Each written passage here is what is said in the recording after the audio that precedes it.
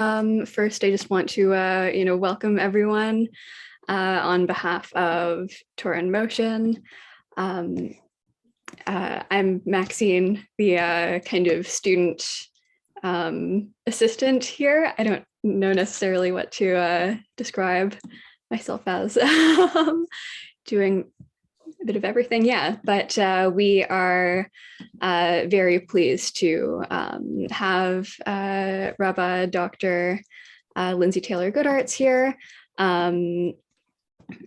teaching on an introduction to Islam, of course. Yeah, a really kind of unique way that we get to look at this. Yeah, I guess like giving space for, look at Islam on its own terms, but also, that in a way that is, I guess, mindful of, our own background knowledge. And yeah, really amazing to get to have this really unique learning opportunity with all of you. Thank you so much for returning, if you indeed are a lot of familiar faces. So yeah, let's go.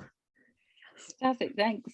So last week, we traced some of the major events that shaped the Muslim world. We looked at the arrival of the Turks and their gradual absorption into Islamic culture, so they become another, you could say, Islam-bearing set of peoples and culture. We looked at the threats from the West in the form of the Crusaders and the threats from the East in the form of the Mongols. The Mongols also mostly became Islamified. Crusaders didn't really stay around long enough they took some cultural elements, but they weren't actually in the Middle East for very long. And we also started looking at factors that shape today's Muslim world, including the three great empires, sometimes called the gunpowder empires, the Ottoman Empire, which was based in Turkey, the Safavid Empire of Iran, and the Mughal Empire in India. And today we'll look at the impact of Western colonialism on Islam and how things have been developing since then. And we'll get up to the modern period. And then next week, we're going to go back to the beginning and look at some basic principles of Islam. And we'll also have a look at the modern landscape, like what groups are there out there. Okay, so around the time of those early gunpowder empires, things were changing enormously in the West. And in the 15th century, European explorers like Vasco da Gama and Christopher Columbus were pioneering sea routes that opened up huge areas of the world that Europeans hadn't been to before. So they in their wake, Europeans expanded into Africa, Asia, and the Americas. So you get the Portuguese turning up on the west coast of India in the 16th century. The British get in on the act in the 17th century, and they also start setting up colonies or certainly commercial colonies in India with the East India Company. And in 1757, Robert Clive replaced the ruler of Bengal with a British puppet king and started Britain's empire in India.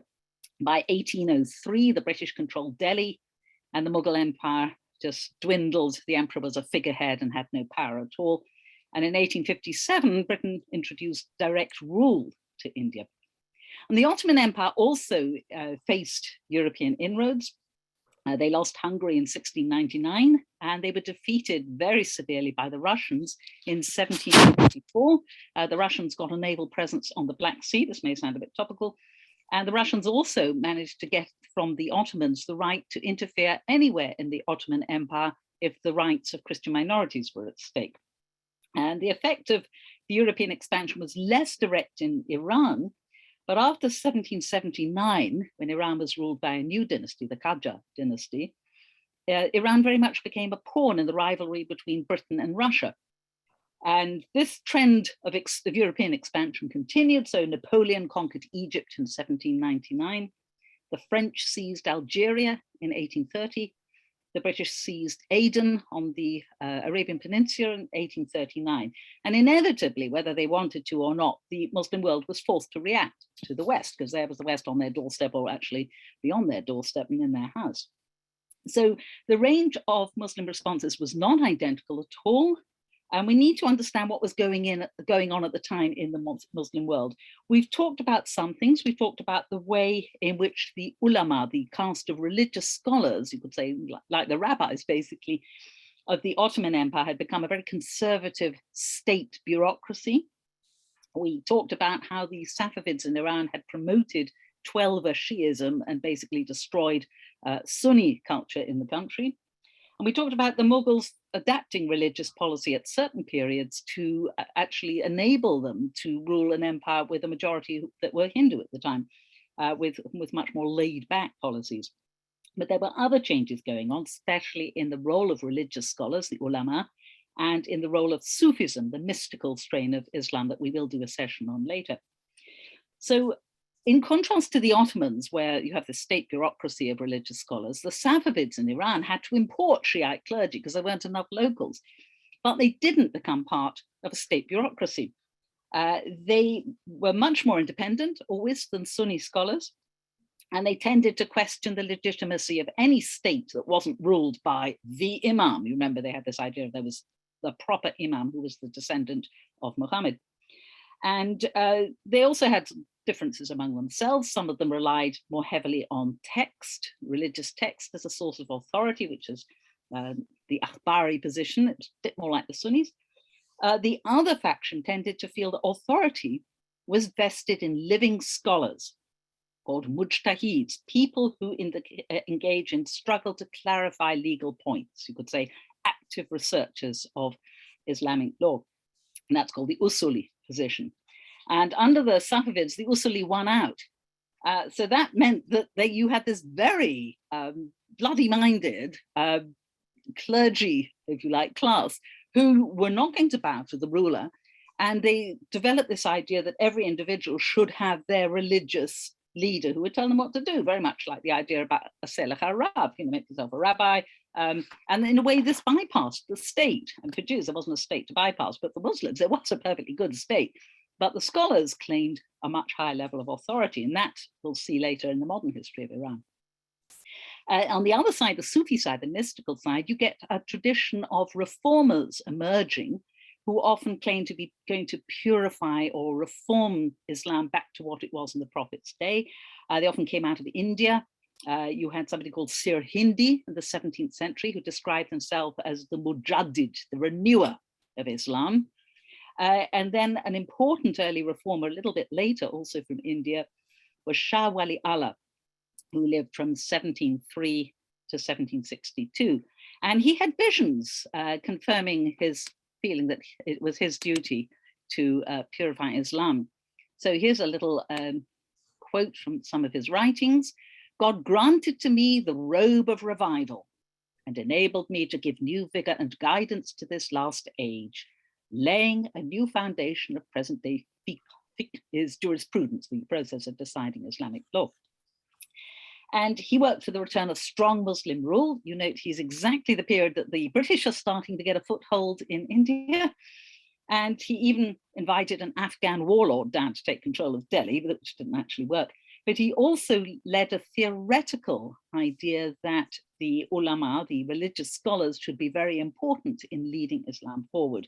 And they were going to revive the intellectual tradition of Islam, particularly by studying the hadith, the oral traditions associated with Muhammad and his followers that supplement the Quran, if you like.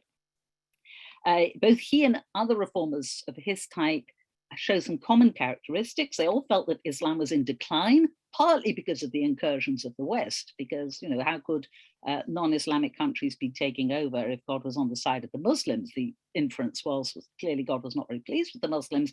That's why the West was succeeding. So they had a duty to prop up Islam and purify it. And they also felt in each case that they were the right people to do this reforming. And very often it took the form of taking Islamic law more seriously and purifying it of what were seen as innovations, as later accretions that were not really proper. And both those features can be seen in another revivalist movement that still has implications today, and that is the Wahhabi movement of Arabia. And that started at this time in 1740. A scholar called Muhammad ibn al-Wahhabi, who died in 1792, started a really radical movement criticizing contemporary religious practice, which was very ethnic and folkloric, lots of holy tombs and praying to saints and magic and things like that, as happens in religions all around the world. And he preached a return to pure, unadulterated monotheism. And in 1744, he won over the local ruler of the Najd, which is the central highlands of Arabia. That's all Bedouin area because you can't farm up there. This ruler had a name that will be familiar. He was Muhammad ibn Saud, who died in 1765. And they sort of set up house together. So you had al-Wahhabi and Muhammad ibn Saud forming an alliance. And in 1803, they conquered Mecca, which was actually at the time under Turkish rule. And they destroyed the sacred tombs of the Prophet's nephew Ali, and of Abu Bakr, the first caliph, and of Khadija, the wife of Muhammad. So all these places that were holy and attracted pilgrims, they just destroyed them on the grounds it detracted from monotheism. They wouldn't let pilgrims from Syria and Egypt in. They banned tobacco, seen as an innovation. They destroyed all buildings connected with immoral behavior. I imagine that's the local brothels, probably. And they abolished all special signs of honor for people who were descended from the Prophet Muhammad. And in many, many Islamic societies, if you have a title, you're called Sayyid. If you are a descendant of the Prophet, and people, it's a bit like being a Cohen. People, there's a slight residual respect for you. The unusual thing about the Wahhabis was they massacred their opponents. And that was completely new at the time. They argued that if people didn't agree with them, they were idolaters, they were heretics, kafirun, those who deny. And they said, fine, those people can be killed. And that really was an innovation. People didn't do that in the Muslim world. You didn't just massacre your political opponents on the grounds they were heretics. And they created a Wahhabi state. And that was ended in 1813 by the Turkish governor of Egypt, Muhammad Ali, who himself became an independent ruler. So he reinvaded and retook Mecca. But a second Saudi state emerged in the late 19th century. And in the 20th century, it took its present form under another member of the Al Saud family. And they conquered the Hijaz, the sort of western coastal area, in 1924, 1925. This is around the time of Lawrence Arabia, etc. And that's the foundation of modern Saudi Arabia. So that's why it's Saudi Arabia, it is Arabia of the Saud family. And they were, and still are, very, very Wahhabi inclined. Not everyone in Arabia agreed with them at the time.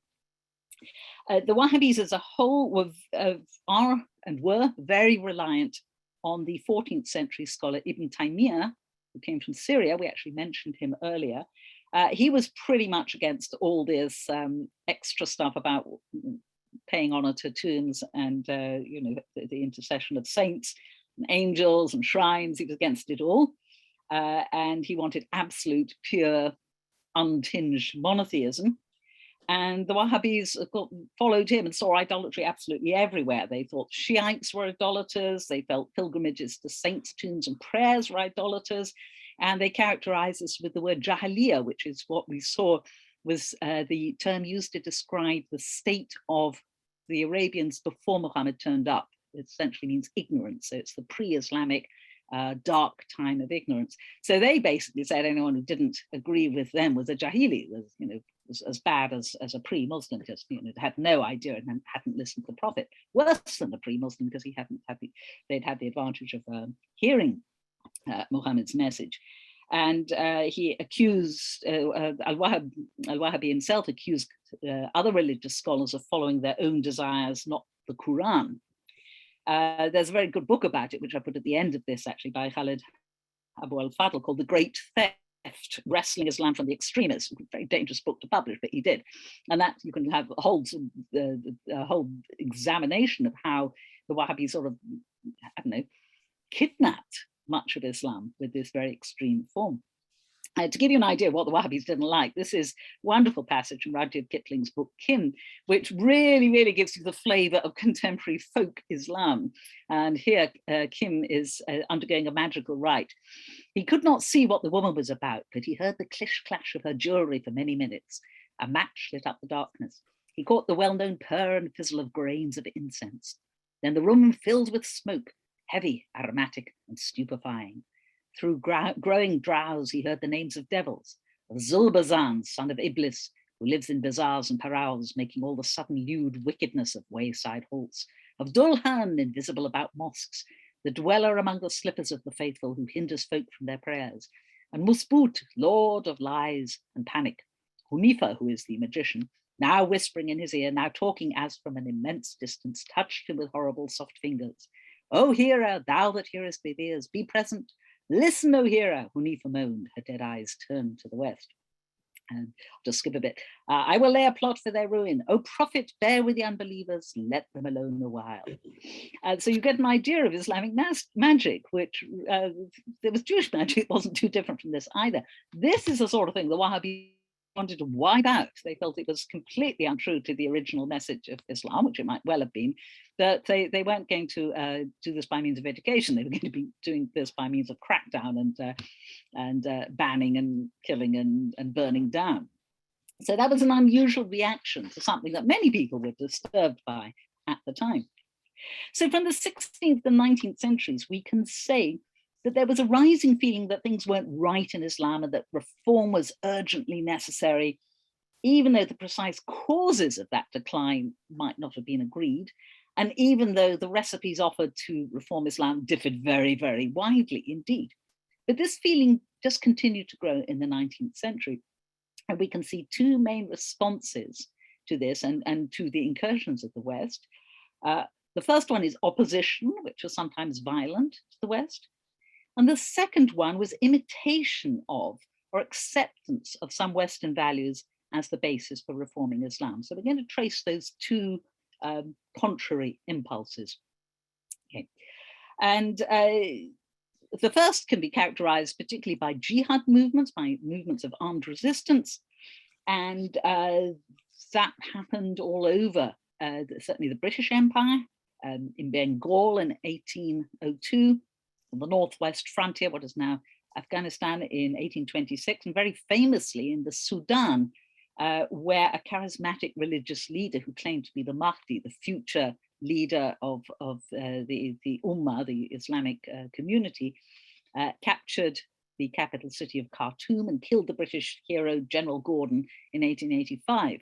It wasn't just limited to the British Empire. The French found resistance to their takeover in the Sanusiya, who were actually a Sufi group and who also actually rose up in armed resistance against them. So you have these armed movements that react to the incoming invaders from the West. And you also have ideologues who arise at this point and sometimes are more effective in that their ideas continue, sometimes not terribly effective on a personal level. And some of them are quite odd. So there was a bloke called Jamal ad-Din al-Afghani, who died in 1897, who had a very odd career. Nobody quite knows where he came from, maybe Afghanistan. He moved to Istanbul. He was deported from there for heresy. That would have been the Turks thought he was heretical. He went to Cairo, gathered a group of disciples, notably Muhammad Abduh, the founder of Islamic modernism, and started publishing a newspaper calling for a return to the principles and ideals of Islam as in the Prophet's time. And he argued this would allow the Islamic community to prevail against the European powers. In the 1880s, he was involved in some British spying, and then he worked for the Ottoman Sultan as an anti-imperialist agent. He also spent time in Russia and in Persia, where he helped to encourage a resistance to a British tobacco monopoly, and also played a role in assassinating the Shah. So he was a bit of a dodgy guy. But his ideas did survive and were widely accepted in certain places. His idea basically was that Muslims should become politically unified and maintain their faith based on a religious social morality. But he was a great mass of contradictions. He said he was a defender of traditional Islam, but he also wanted all sorts of reforming and modern ideas. He wanted pan-Islamic unity, but he also supported Egyptian nationalism.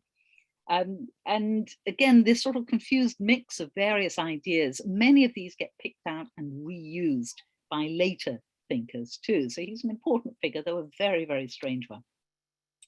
And that, you could say, that's this sort of opposition was both, we said, the breaking out of actually armed resistance, and also on the ideological level, as we've seen with al-Afghani. Now, the opposite response in the 19th century was imitation. Okay, if you weren't opposing, you might be going, well, I don't know, the West has done very well. Maybe we should learn from them. Maybe they do have something to teach us, and maybe we could incorporate that, and then we'll reform Islam in that way. So a classic example of that is the Indian Syed Ahmed Khan, who put his dates there, 1817 to 98. And he very much felt that, yes, Islam would regain its strength once it took on lots of 19th century modern values. And reading it now, it reads quite oddly. He says, the well-being of the people of India, especially the Muslimans, which is an old-fashioned way of saying Muslims, lies in leading a quiet life under the benign rule of the British government. At this time, our nation is in a bad state in regards to education and wealth. But God has given us the light of religion, and the Quran is present for our guidance, which has ordained them and us to be friends. Now God has made them rulers over us. Therefore, we should cultivate friendship with them and should adopt that method by which their rule may remain permanent and firm in India and may not pass into the hands of the Bengalis. If we join the political movement of the Bengalis, this would have been advocating independence, our nation will reap a loss. We do not want to become subjects of the Hindus instead of subjects of the people of the book, the British being Christians were people of the book.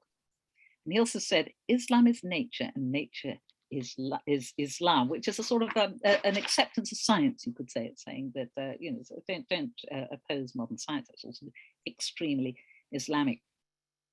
So he started off with quite conventional beliefs, but after the horrendous Indian Mutiny of 1857, he started looking for a more authentic Islam, and he came into contact with European missionaries and scholars. And partly under their influence, he began to question the authority of the Hadith, these oral traditions. And he argued that only the Quran could represent the Prophet Muhammad's legacy. So he then reinterpreted the Quran on modern terms, modern here meaning 19th century. So the jinn, the evil spirits described in the Quran, he decided were not supernatural beings, they were just a particular Arab tribe. The devil, shaitan, which obviously is linked to Satan, was not a real being for him, but a symbol of the evil in human nature. And he explained all the miracles very nicely with natural causes. And he felt that there could be no contradiction between Islam and modern science because Islam is nature and nature is Islam. He felt that both the word of God in the Quran and the work of God in nature must be true. And if they seem to conflict, then obviously you haven't quite understood what God is saying to you. And true to his admiration of the British, in 1875, he founded the Mohammedan Anglo-Oriental College, which he modeled on Cambridge. And it was a college devoted to educating the elite Muslim male class of British India. And the students played a lot of cricket and they dressed like their colonial masters. And they often went on to government jobs.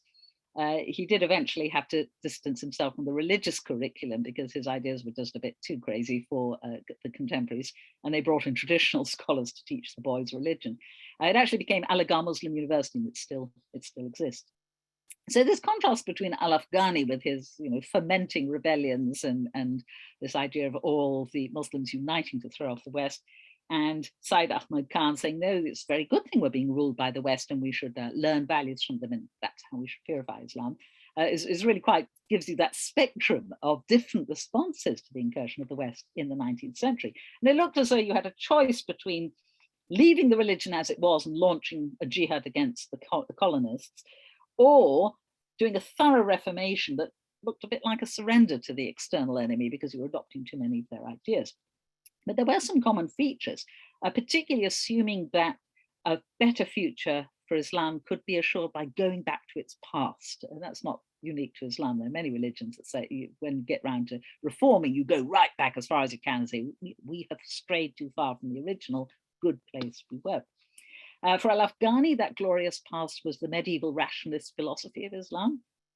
For Syed Ahmed Khan, it was a slightly earlier rationalist tradition. Interestingly, they both went for rationalism that tended to discount the Hadith.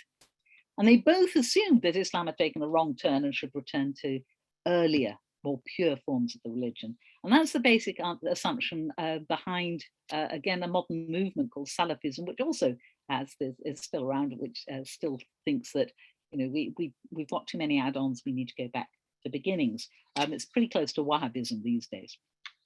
So you get these different responses. There were other complicating factors. The end of the caliphate was pretty major. Now, the caliphate itself hadn't actually really lasted as an effective political unit. By the end of the 10th century, it didn't have much political power. We saw earlier the Mongols ended the Baghdad-based caliphate in 1258. Later on, the Ottoman sultans decided they were the caliphs. Nobody voted for this, they just decided. They didn't have much of a claim in traditional terms, because they didn't belong to the Qurayshi tribe. And if you remember, the Sunni position was the caliph had to be from the Qurayshi tribe, the same tribe as Muhammad, and they weren't. Still, they were calling themselves caliphs right down into the 20th century. And other Muslims tended to accept this claim. And after World War I, the caliphate was very much under threat, because the fate of the Ottoman Empire, as you know, was a bit rocky by this point. Indian Muslims in particular rallied to the defense of the caliphate, and they even founded a movement called the Caliphate movement in 1919. But then you got the emergence of Kemal Atatürk, the architect of modern Turkey, who was a great, great secularist, a nationalist and a secularist. And he abolished the caliphate in 1924, just said, we don't need this anymore. He also thought it might serve as a focal point for his opponents to rally around. Once it was gone, there was remarkably little protest in the Islamic world, even in India. Quite a lot of Arab nationalists, especially in Syria and Iraq and Arabia, were very happy to see it go. They'd all been subject to the Ottomans, didn't like them, wanted their own independence, and weren't going to ask for a caliphate back that had been part of the oppressive system. But what it did do was it dealt a major blow to the hope for pan-Islamic unity, because if you didn't have a caliph to unite around, how are you going to unite all these different nations and languages and varieties of Islam? And in that sort of vacuum, the nation state, again, a very 19th century idea, became the ideal. And as Daniel Brown observes, if the Egyptians, Arabs, Indians, or Indonesians had felt no shared nationality before, they certainly did after the French, British, and Dutch consolidated their control. There is nothing quite like having one's land taken away to elicit a sense of common injury, the need for solidarity, and the development of a shared mythology to support that solidarity. And looking back to the year 70 CE and the destruction of the temple, we certainly can see the resonances for Jews of that statement. Okay, so it's very much the same idea. Somebody else muscles in, does wonders for your own unity. But in these various struggles for national independence, the question of the identity of these new Muslim nation states that formed during the 20th century came to the fore. What could hold them together once the common enemy had gone? You know, what was the glue for these new societies?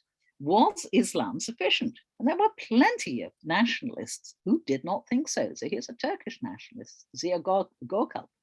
The land where the call to prayer resounds in Turkish, where those who pray understand the meaning of their religion, the land where the Quran is learnt in Turkish, where every man, big or small, knows full well the command of God.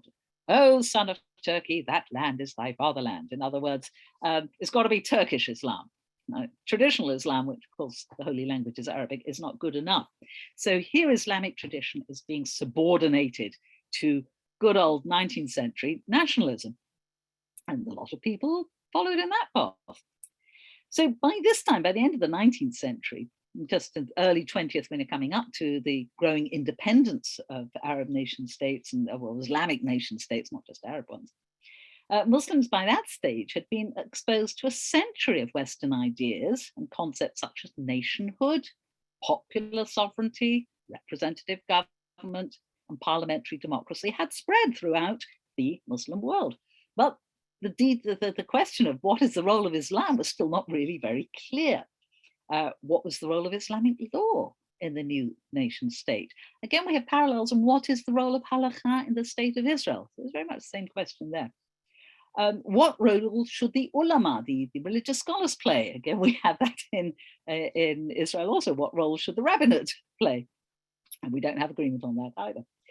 So we can distinguish two extremes on these questions and a mainstream position that you could say is still developing. So extreme number one on the end of what do you do with Islam when you have a nation state is secularism. Best case study, of course, is Turkey. So in this idea, Islam was to have no state role or only a very subservient role in the functioning of the state. And in Turkey, Kemal Atatürk disempowered the ulama, the religious scholars. He banned polygamy. He abolished the religious legal system. He destroyed traditional institutions and closed down all the Sufi ones for a start. And he transferred education to the state and closed down all the religious schools, the madrasas. The Quran was translated into Turkish, and that was the translation that was used in prayer, not the traditional Arabic. The call to prayer was translated into Turkish.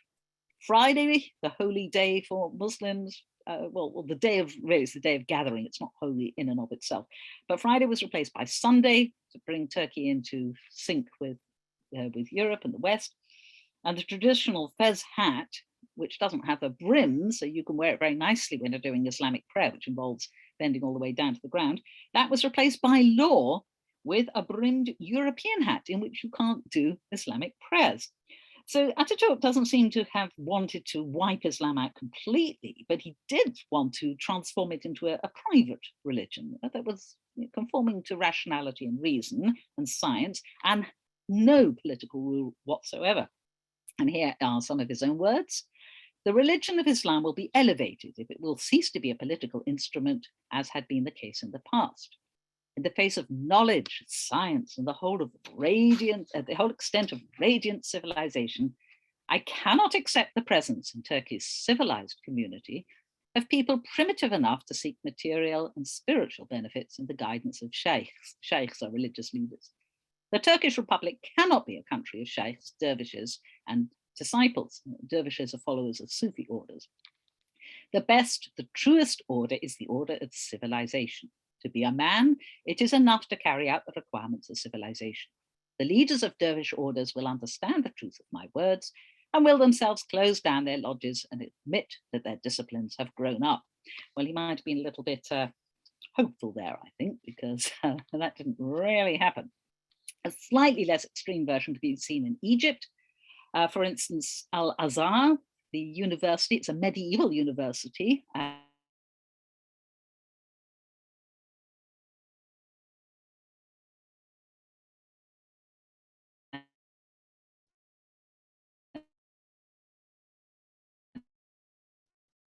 It was under the state.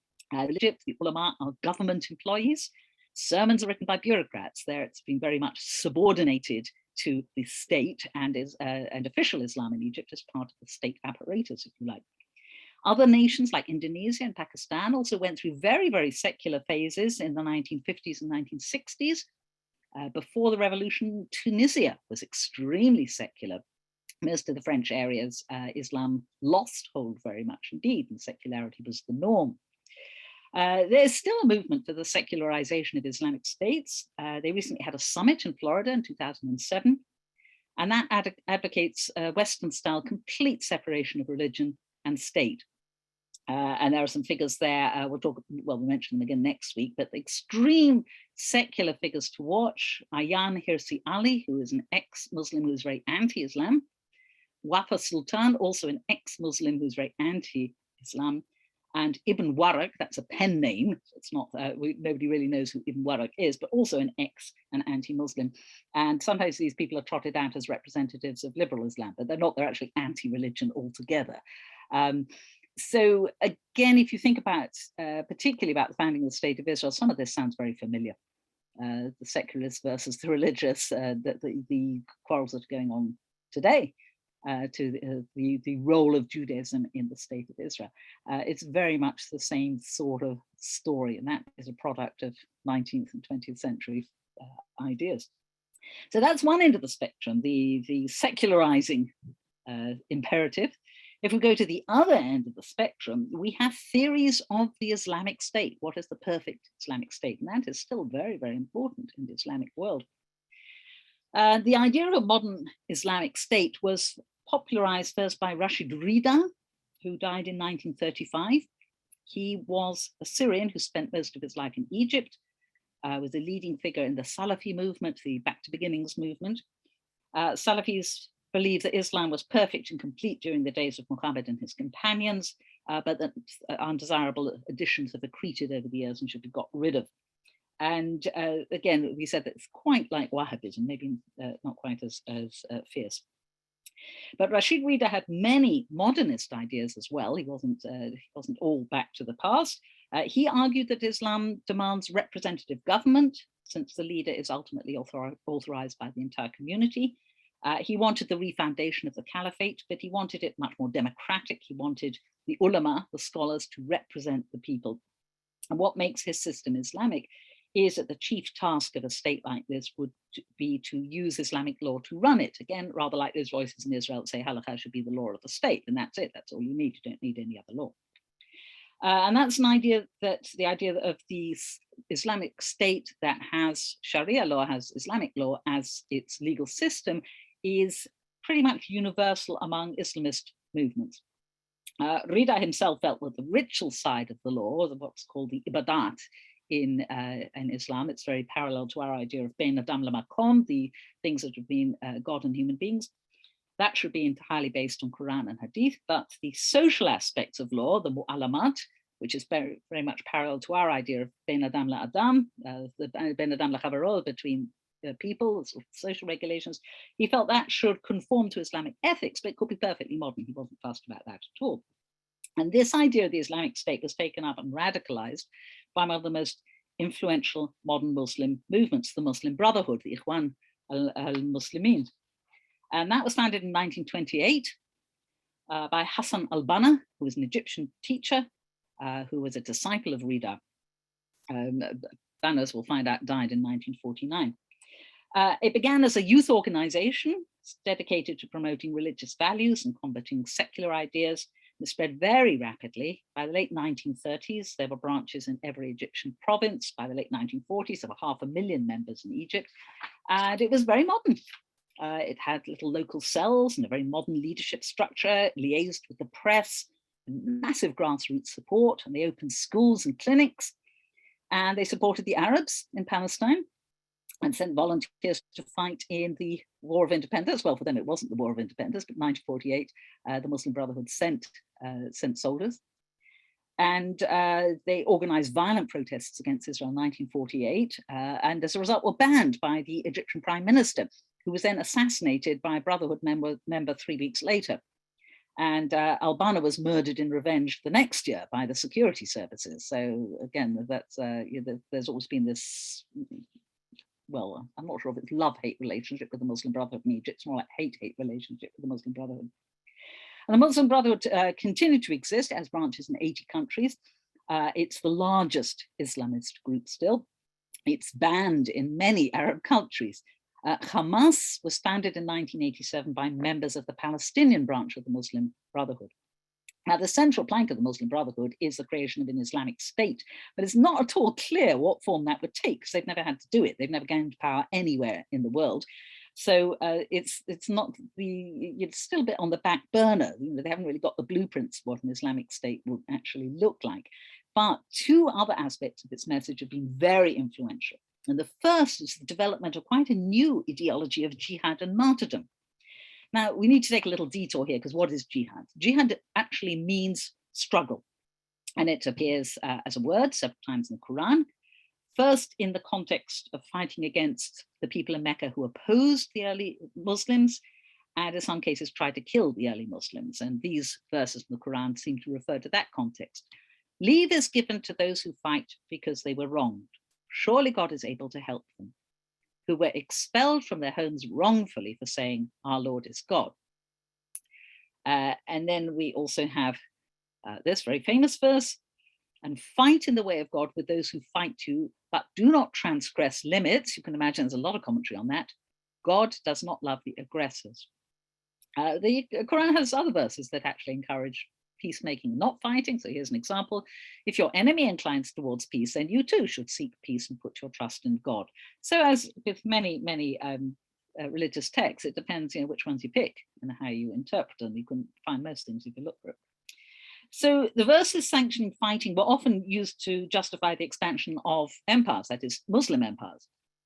However, fighting isn't the only meaning assigned to jihad, and equally traditional is the notion that there are 4 types of jihad that are recognized. There is jihad against the self, jihad an-nafs, that's like nefesh, the fight with your own evil inclination or the base parts of your personality. There is jihad of the tongue, jihad al-lisan, again, you can hear lashon, very close, which is the fight against lashon hara, the fight not to sin with your tongue. Jihad al-yad, the jihad of the hand, that's about correct action, fighting against yourself so you don't do bad things. And only the 4th one, jihad al-sayf, jihad of the sword, is about war and fighting at all. So there's a well-known hadith about Muhammad, who comes back from battle and tells his followers, we return from the lesser jihad of warfare to the greater jihad, the struggle with the ego. So jihad has many meanings in Islam, and it doesn't necessarily mean fighting non-Muslims. That's one of its meanings. It's not the only meaning at all. Now you can see that these texts can be interpreted in many, many ways. And as usual with interpretation, the person who's doing the interpretation is convinced that they've got the right one. Now the Brotherhood's view of jihad was sharpened and shaped in the 1948 war against the Jews. And they felt that the concept of jihad had been softened down by Muslim apologists and Sufis and people like this. They wanted to ramp it up again. Al-Banna called for a return to militant jihad, first against the British in Palestine. And along with this, he also revived and restated the idea of martyrdom, which was not a big thing in Islam. And here's a bit of Al-Banna. Our permanent theme will be Allah is our objective, the messenger Muhammad is our leader, the Quran is our constitution, jihad is our way. He meant military jihad, definitely. Dying in the way of Allah is our highest hope. Now, the interesting thing about this is this came very close to an old heresy.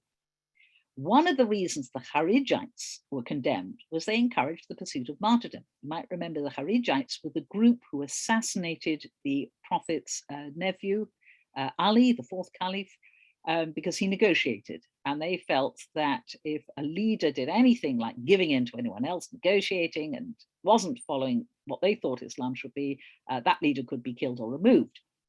And the Kharijites tended to be very extreme. They sort of died out over the years. We said that the Ibadis are the last surviving remnant, that they've changed a lot. They don't think of themselves as Kharijite. But one of the reasons why the other groups in Islam, that Sunni and Shia, tended to condemn the Kharijites was they encouraged people to go out and seek martyrdom, and that was thought to be wrong. And an even more significant departure from classical Islamic thinking was the assertion that in the modern context, jihad is an individual duty rather than a collective duty. Again, medieval understandings of jihad was your society represented by your ruler has the right to proclaim jihad or initiate jihad, but individuals do not. So Al-Banna's introduction is Kiddush, if you like, while saying, no, everyone has a duty of jihad. So that is an innovation. And that's linked to the second major innovation of Muslim Brotherhood ideology, which again has spread very wide. The idea that modern Muslim states aren't truly Islamic, and therefore they're not legitimate. And you hear this all the time. Everyone declares everybody else's state is not legitimate, and therefore it can be attacked. So under this interpretation, modern Muslims are in the same situation as the very first Muslims. People who are in your approved group are surrounded by jahiliyyah, by wicked ignorance, and they're obliged to fight for the creation of a truly Islamic state, not like the one you currently live in. So the enemy there is no longer external, it's the godless regime at home. And this might be described as a neo-Kharijite ideology very much. It was developed by a very influential Indian journalist called Maududi, whose books were translated into Arabic in the 1950s.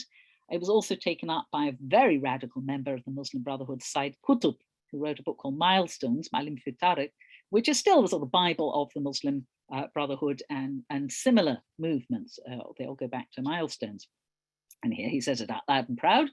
A truly Islamic society is not one where people call themselves Muslims, but the Islamic law has no status, even if prayers, fasting, and pilgrimage are practiced and observed. In other words, he is reserving to himself the right to decide what is a truly Islamic society. It's not good enough to live in a country where the main religion is Islam, according to Said Qutb.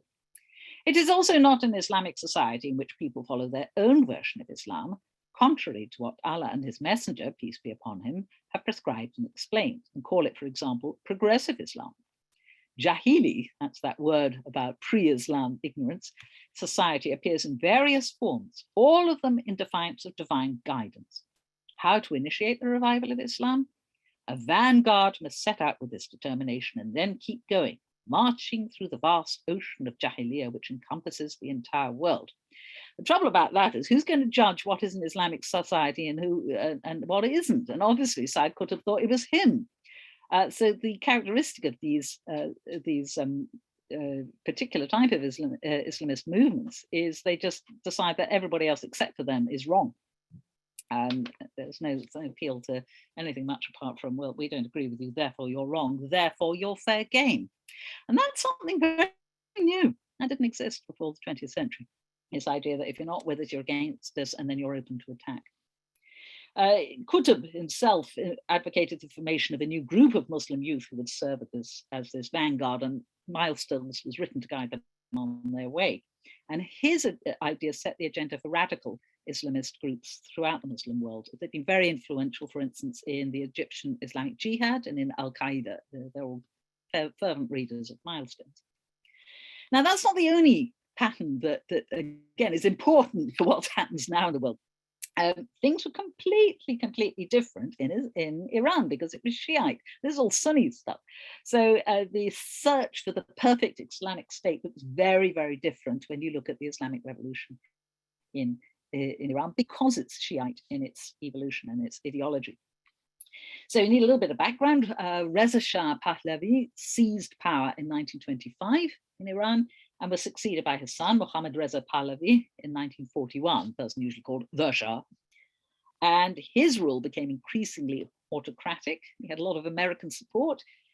He rapidly modernized Iranian infrastructure, but he simultaneously crushed all forms of political opposition and had a horrendous intelligence agency called the Savak, which was very, very like the KGB. In opposition, Ayatollah Ruhollah Khomeini, who you might remember, became a very active critic, and he publicly denounced the government. At that point, there was plenty of room to denounce the government. He was arrested, he was imprisoned for 18 months, and then he was exiled. And in 1979, some people may remember this, a series of demonstrations and mounting public opposition, by no means religious, actually ousted the Shah, and Khomeini returned. The country fairly soon after adopted a theocratic constitution, but many of the secular revolutionaries felt the revolution had been hijacked by religious extremists. A lot of them found themselves in prison. So the people who actually composed the revolution were by no means all religious, by no means. Some factors were unique in Iran and completely not there in the Sunni world, particularly the mixing of Shiite and Marxist ideas among urban youth in the 1970s. Also the autonomy we mentioned before, the Shiite clergy who were used for centuries of taking decisions and having people follow them. And also the messianic expectations that you get in 12 Shiism that says the hidden imam is going to come back and lead us all to an era of world peace. The ideologue of the Iranian Revolution was Ali Shariati, who died in 1977. He'd been educated in Paris, and his thinking was very much a synthesis of Islamic ideas and Marxism. God was identified more or less with the people, so that justified revolutionary action in the name of Islam. And Shariati distinguished between official Shiism, the Shiism of the Safavid Empire, which he called Black Shiism, and revolutionary Shiism, typified by martyrs like the original Ali and his sons Hassan and Hussein, and that called Red Shiism. And his ideas were very, very popular among young people. And they provided a crucial link between the student vanguard and the much more conservative religious scholars. And together, really, those are the people who made the revolution and took it in this religious direction. And then there was a completely new element introduced by Ayatollah Khomeini. He had a new interpretation of the idea of Vilayat Faqih, the trusteeship of the jurist, the faqih, which is like the posek in Judaism, the trusteeship of the religious scholar, which justified the clergy taking over political leadership. And that was completely new. That was unheard of, still is unheard of anywhere else in the Muslim world. And here is a little bit of Ayatollah Khomeini's writing on Islamic government. Anyone who has come to general awareness of the beliefs and ordinances of Islam would unhesitatingly give his assent to the principle of the governance of the faqih, the scholar, as soon as he encounters it. The principle has little need of demonstration for anyone who has come to general awareness of the beliefs and ordinances of Islam. The entire system of government and administration, together with necessary laws, lies ready for you. If the administration of the country calls for taxes, Islam has made the necessary provision. If laws are needed, Islam has established them all. Everything is ready and waiting, which might be a slight overstatement. Of course, these ideas, whether in the Muslim Brotherhood form or the Iranian form, don't represent anything like the full spectrum of Muslim ideas about how Muslim countries should be governed. These two are up the other end from secularism. There's a vast amount in the middle we haven't really talked about. And what we've been talking about really, particularly with the ideas of Islamist movements, is the ideas of the radical extremists. And there was a Gallup poll some years ago, I think we did it over 6 years, and they estimated that no more than 7% of Muslims worldwide actually support this sort of radical extremism of the idea of the Islamic State, which would mean that 93% of Muslims don't support that idea. But these are the ideas that worry the West, and they continue to gain support for all sorts of reasons, a lot of them social reasons and modern reasons. So for instance, the new communications technology is so much easier to find out about this stuff, and mass education, which means that more people are literate than used to be. The failure of Marxism and communism and other secular ideologies in the Muslim world, leaving a vacuum. The corruption of many regimes in the Muslim world and their failure to solve economic and other problems. The conservatism and low quality of many rural religious scholars who are completely alienated from modern life and don't serve as a resource. They can't say anything to young people who want something different and new that speaks to them. It's just, do what your dad did and shut up. So they are seen as irrelevant, and young people go out and look for these ideas. The effects of urbanization, which is increasing in the Muslim world on country people who are very used to a very laid-back traditional Islam where it was cultural largely. You didn't think about what you're doing, you did what everyone around you did. And of course, the strains of adapting to modernity, culturally, socially, economically. So all those things are actually continuing to make this an attractive set of beliefs for many, especially younger Muslims in parts of the world. What happens in the middle? All sorts of things. People often say to me, aren't there any liberal Muslims? I don't hear about any liberal Muslims. There are, but the press isn't very interested in them. There is a tolerant and reformist, if you like, Islam, which is still developing. First of all, it appears that the majority of Muslims, as we said, don't actually support radical Islamism. The Gallup poll, it was conducted across 130 countries, and it did, as I say, suggest that about 93% of the Muslim world aren't on board with that. And specifically, one question they asked, do you think the 9/11 attacks were justified? And 93% of Muslims said, no, we don't.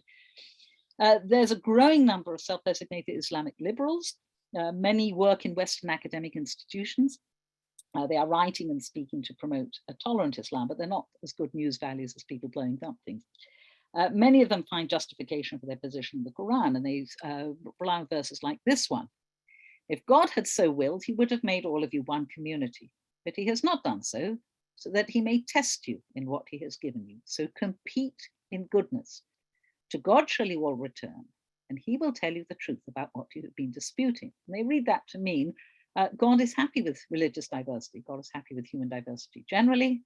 If God had wanted to, he would have made everybody the same religion. He didn't. Therefore, he sees it as some sort of friendly competition where each religion or community tries to be the best it can be and serve God in the way that they think is best and brings most of God's ideals to fruition in the world. And eventually God will tell us where we were right, where we were wrong. But in the meantime, we certainly don't need to start blowing people up or fighting them. There are other verses in the Quran that recognize that a multiplicity of religious beliefs and laws is a positive thing. And then again, how do they fit with some of the verses we already looked at that tell Muslims to fight or subdue or tax non-Muslims?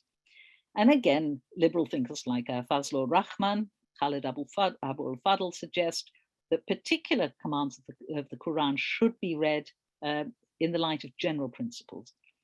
So specific commands should be read in the light of their historical context. So some of those earlier verses we saw, they would say, okay, that is speaking to the first Muslims in Mecca who are defending themselves against persecutors. That's a specific historic incident. But verses like this, which aren't tied to a particular historical incident, would be the principle by which you interpret those other verses. You would say this is the ethical principle here, is God loves diversity, including religious diversity. Therefore, specific commands about fighting back at a time of persecution are subsidiary and historically constrained, and they don't represent universal principles, which this particular verse would. So that's how they would get around it. And again, Judaism knows things like this too.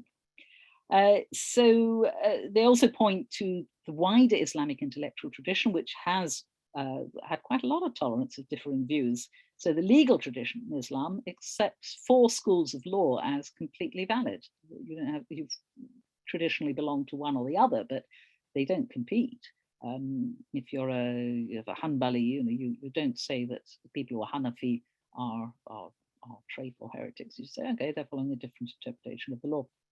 So these liberals in the middle would argue that diversity and tolerance is a feature of traditional Islam, and that modern extremists are aberrant, not traditional in Islam at all.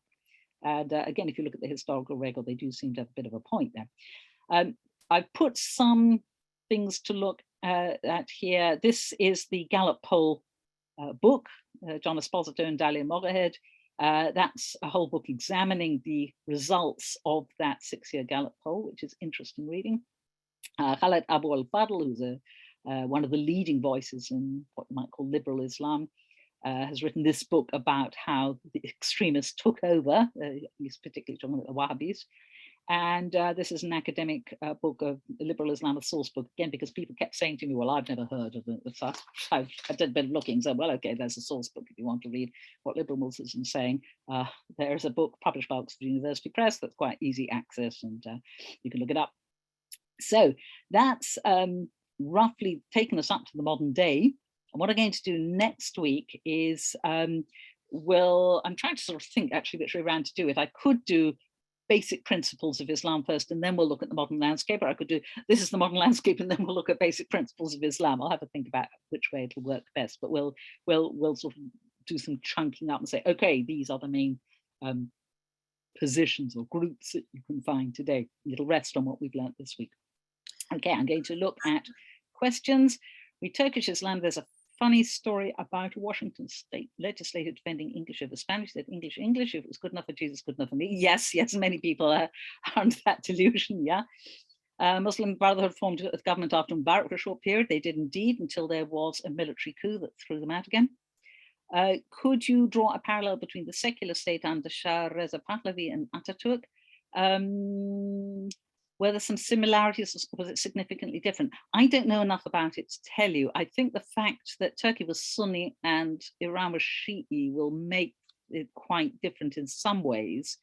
I'm not sure that Ataturk was ever accused of being as corrupt as Reza Pahlavi was. But again, I don't really know enough about it. I think you'd have to go and read a book on modern Turkey and read a book on modern Iran and find out what were the similarities and differences. 7% says 70 million to 100 million. Can the authorities say the truckers movement protest represents less than 3%? Okay. Well, yeah, okay, so the Shah's regime, yes. Sufis, yes, we're going to do a whole session on Sufis. Can we hear about tolerant Islam in Morocco? Well, I wasn't planning on doing anything particular. That may come a bit under the Sufi tradition. A lot of Sufis are involved in liberal Islam or liberal interpretations of Islam. A lot of Sufis involved in interfaith. And there is also a crossover between Sufism and Judaism. Very famously, Maimonides' grandson was actually Jewish Sufi. So yes, Sufism has influenced the Jewish tradition. It's a sort of mystical view. Would I recommend a particular translation of the Quran in English? It feels good. Yes, there's one by, oh glory, who's it? It's published by Oxford University Press. It's by Abdul Karim. Maybe I might have to come back to you on that. You want to be really careful, by the way, about which translation of the Quran you read as of Tanakh, because some of them are sponsored by the Saudi government, and they have some tendentious bits in there that aren't in the Quran.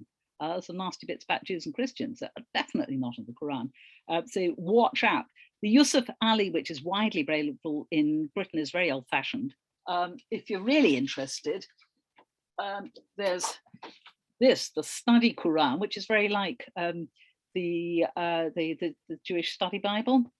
And that's got a whole range of, it's got Rashi and Tosfot and everything, and a lot of interesting essays about the Quran. So that's, I'm slowly working my way through it. And I will definitely talk about translations of the Quran the week we do the Quran, and I will probably have all the information there. What else did the Muslim? Yes, we did that before. Are Sufis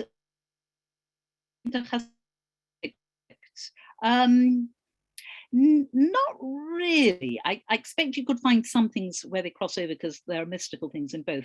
Sufis start out really early, and they're a current thread all through the Muslim world in different aspects. We're going to do a whole session on Sufism, so I hope it'll be easier to explain that too. The quote from Brown explains well the rise of Arab nationalism in Palestine in the 1930s. Indeed. The OUP book I shared before starting presentation. What the translation of the Quran or the Study Quran, which is not OUP, this is Harper 1. It's just called The Study Quran. And it's edited by S.H.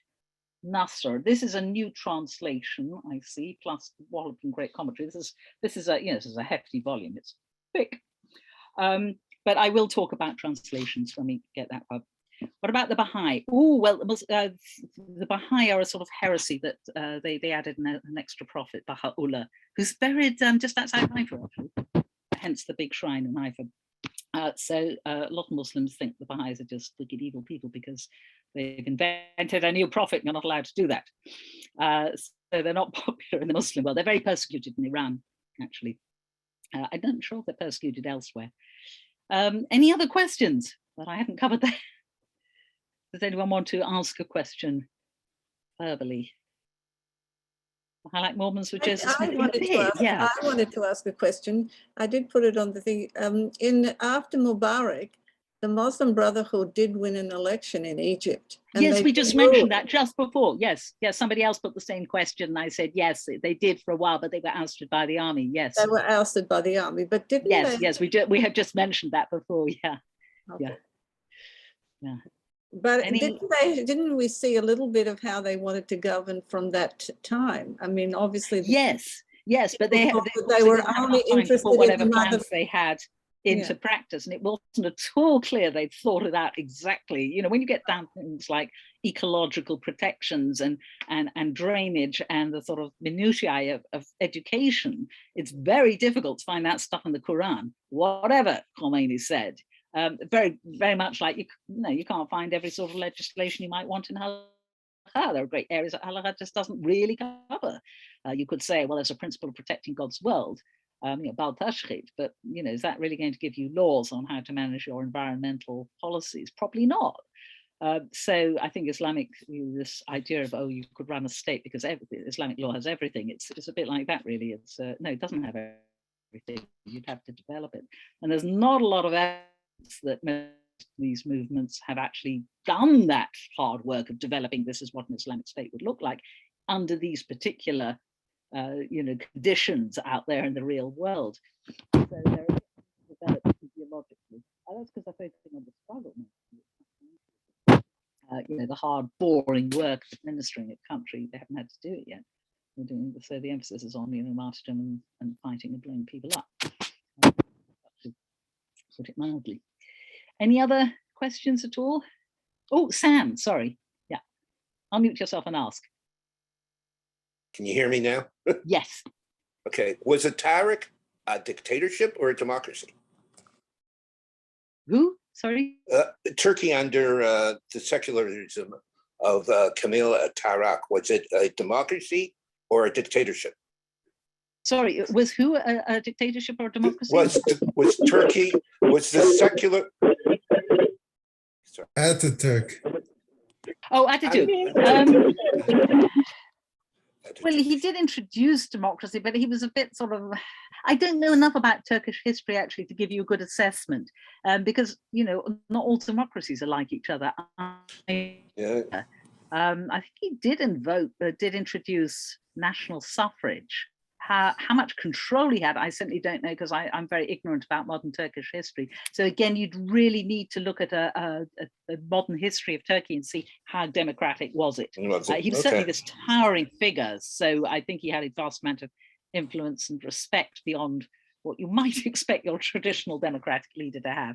But again, I daren't really answer that one because I just don't know enough about it, alas. Okay. Thank you. Yeah, welcome. Okay, he was a Napoleon-like Democrat. Yeah, entirely possible. Again, you probably know better than I do because I haven't researched Turkey in any great detail. I'm better on Turkish art. Okay, are we? I think we've done all the questions. Yep. Okay, so next week, back to basics. What is the core of Islam, and what does the Muslim world look like these days? Okay. See you then. Excellent. Thank you so much. Yeah, I just, I don't know, B might be interested, but I believe that I've read some work by Moshe Idel, kind of looking at the possible influence of Sufism on various Kabbalistic movements. I'm not sure if he goes into Hasidism, but certainly kind of like the Tzfat mystics, Cordovero, Luria, etc. Yeah, I guess we might get to something like that, but that's I know about Abraham Benaramba, but I didn't know about that at all. So that's fascinating. Yeah, well, great. Well, yeah, wonderful. Looking forward to next week, and we have some new classes starting this week, and as well another one next week. We sent out an email about that, but quick little recap. There's a class starting tomorrow at 9:30 a.m. on Megillat Esther and readings of it over history. That's by Dr. Aaron Kohler. We also have Dr. Menachem Kellner on Wednesday at 11 a.m. Eastern. We're going to be doing a close reading of a few sections of Mishnah Torah, looking at kind of the Rambam's thoughts on the distinctions between Jews and Gentiles. And then what else? Excuse me. And calendar. Sorry. Just slipped my mind. Oh, of course, also we have a series starting looking at Jewish communities around the world. So various people that, Torah in Motion has met over its, travel programs will be interviewed by Dr. Mark Shapiro. So that's starting this Wednesday afternoon, 2 p.m. Eastern. And yeah, that's what's new this week. Looking forward to possibly seeing you there. Please invite a friend if you know anyone who might be interested. Thank you so much. Bye.